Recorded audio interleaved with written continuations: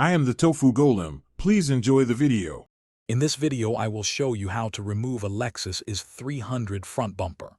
First, ensure you have all your tools ready, including a 10mm socket and a trim removal tool.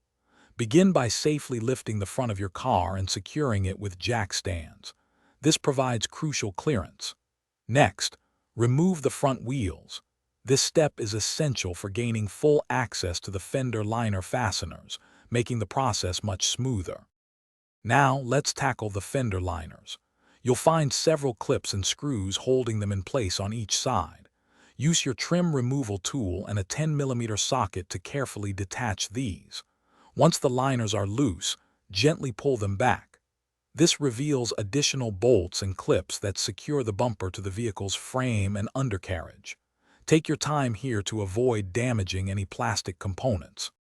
Moving to the top, remove the plastic clips and screws located along the upper edge of the grille.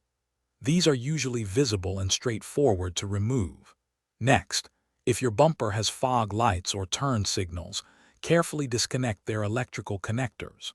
There might also be a few hidden bolts or clips near the headlight assemblies that need to be removed. Double-check these areas to ensure all fasteners are loose before proceeding. With all fasteners removed, the bumper should now be ready to detach. Carefully and gently pull the bumper straight forward, ensuring all remaining clips release without force.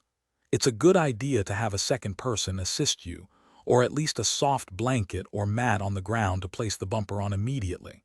This prevents any scratches or damage. Remember to check the description for a link to some great deals, including those amazing darn tough socks. Thanks for watching. Thanks for watching. Consider subscribing if we helped you today.